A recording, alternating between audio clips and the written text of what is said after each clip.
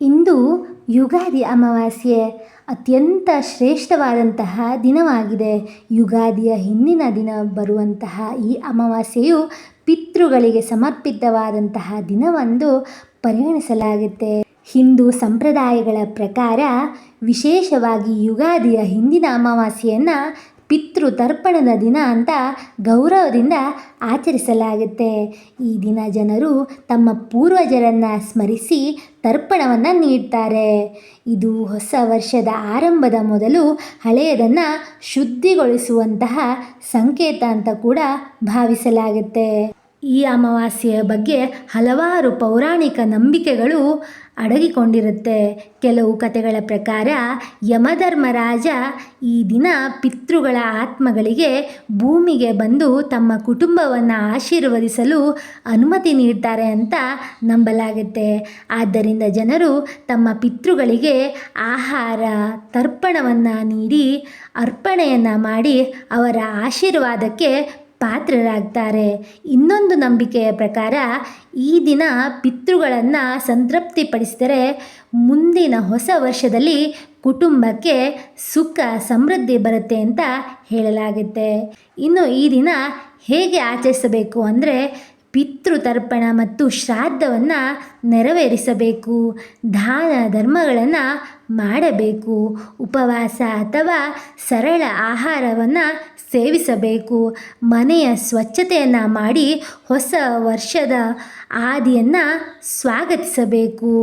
ಇಂತಹ ಯುಗಾದಿ ಅಮಾವಾಸ್ಯೆಯು ನಮಗೆ ಮಹತ್ವದ ಸಂದೇಶವನ್ನು ಕೂಡ ನೀಡುತ್ತೆ.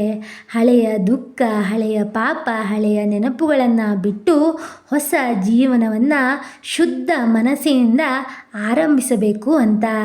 ಇದೇ ಕಾರಣದಿಂದಲೇ ಯುಗಾದಿ ಅಮಾವಾಸ್ಯೆಯ ದಿನವನ್ನು ಶಾಂತವಾಗಿ ಭಕ್ತಿಯಿಂದ ಆಚರಿಸಲಾಗುತ್ತೆ ಮತ್ತು ಮುಂದಿನ ದಿನದ ಯುಗಾದಿಯನ್ನು ಸಂತೋಷದಿಂದ ಬರಮಾಡಿಕೊಳ್ಳಬೇಕು. ಇನ್ನು ಈ ಯುಗಾದಿ ಅಮಾವಾಸ್ಯೆ ಅಥವಾ ಯುಗಾದಿ ಆಚರಣೆ ಯಾವಾಗ ಪ್ರಾರಂಭವಾಗಿತ್ತು ಎನ್ನುವುದಕ್ಕೆ ನಿಖರವಾದಂತಹ ದಿನಾಂಕವಿಲ್ಲದಿದ್ದರೂ ಕೂಡ ಸಾವಿರಾರು ವರ್ಷಗಳ ಹಿಂದಿನಿಂದ ಇದನ್ನು ಆಚರಿಸುವ ಸಂಪ್ರದಾಯ ನಮ್ಮ ರೂಢಿಯಲ್ಲಿದೆ. ಯುಗಾದಿ ಆಚರಣೆಯು ವೇದ ಕಾಲದಿಂದಲೇ ಆರಂಭದಲ್ಲಿದೆ ಅಂತ ಹೇಳಲಾಗುತ್ತೆ.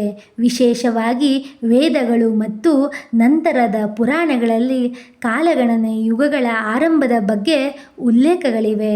ಹಿಂದೂ ಪೌರಾಣಿಕ ಕಥೆಗಳ ಪ್ರಕಾರ ಮತ್ತು ನಂಬಿಕೆಯ ಪ್ರಕಾರ ಬ್ರಹ್ಮದೇವರು ಸೃಷ್ಟಿಯನ್ನು ಆರಂಭಿಸಿದ ದಿನವೇ ಯುಗಾದಿ, ಅಂದರೆ ಸೃಷ್ಟಿಯ ಆರಂಭದ ದಿನ ಅಂತ ಪರಿಗಣಿಸಲಾಗುತ್ತೆ.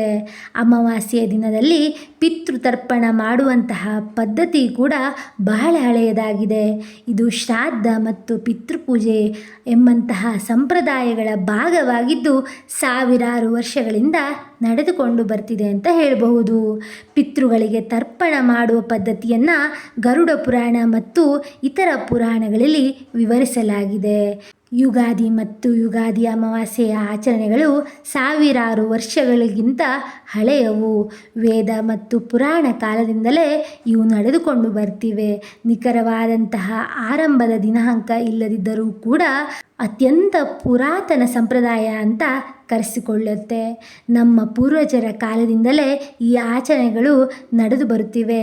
ಇಂದಿಗೂ ನಾವು ಇದನ್ನು ಮುಂದುವರಿಸ್ತಿದ್ದೇವೆ ಅಂತ ಹೇಳಬಹುದು. ಈ 2026ರಲ್ಲಿ ಯುಗಾದಿ ಅಮಾವಾಸ್ಯೆಯು ಮಾರ್ಚ್ 18ರಂದು 8:25 ಬೆಳಗ್ಗೆ ಆರಂಭವಾದರೆ ಮಾರ್ಚ್ 19ರ ಬೆಳಗ್ಗೆ 6:52ರವರೆಗೆ ಇರುತ್ತೆ. ಈ ಸಮಯವು ಪಿತೃತರ್ಪಣ, ಶ್ರಾದ್ದ ಮತ್ತು ಅಮಾವಾಸ್ಯೆಯ ಆಚರಣೆಗೆ ಸೂಕ್ತವಾಗಿದೆ ಅಂತ ಹೇಳಬಹುದು. ಇಂದು ವಿಶ್ವಾವಸು ಸಂವತ್ಸರದ ಕೊನೆಯ ದಿನ. ನಾಳೆಯಿಂದ ಪರಾಭವ ಸಂವತ್ಸರ ಬರಲಿದೆ. ಹಾಗಾಗಿ ಬರುವ ಸಂವತ್ಸರವು ನಮ್ಮೆಲ್ಲರ ಆಸೆ ಕನಸುಗಳನ್ನು ಈಡೇರಿಸುವಂತೆ ಭಗವಂತನಲ್ಲಿ ಕೇಳಿಕೊಳ್ಳೋಣ. ಭಗವಂತನ ಆಶೀರ್ವಾದ ಸದಾ ನಮ್ಮೆಲ್ಲರ ಮೇಲಿರಲಿ. ನನ್ನ ಚಾನಲ್ನ ಸಬ್ಸ್ಕ್ರೈಬ್ ಮಾಡದೆ ನೋಡ್ತಿದ್ದೀರಾ ಅಂದರೆ ದಯವಿಟ್ಟು ಸಬ್ಸ್ಕ್ರೈಬ್ ಮಾಡಿಕೊಂಡು ಪಕ್ಕದಲ್ಲಿರುವಂತಹ ಬೆಲ್ ಬಟನ್ನ ಒತ್ತಿ ಆಲ್ ಅಂತ ಸೆಟ್ ಮಾಡಿದ್ರೆ ನನ್ನ ಮುಂದಿನ ವಿಡಿಯೋಗಳು ನಿಮಗೆ ನೋಟಿಫಿಕೇಷನ್ ಆಗಿ ಬರುತ್ತೆ. ಇಂತಹ ಹಲವಾರು ಧಾರ್ಮಿಕ ವಿಚಾರಗಳಿಗೆ ನನ್ನ ಚಾನಲ್ನ ಫಾಲೋ ಮಾಡೋದನ್ನು ಮರಿಬೇಡಿ. ಧನ್ಯವಾದಗಳು.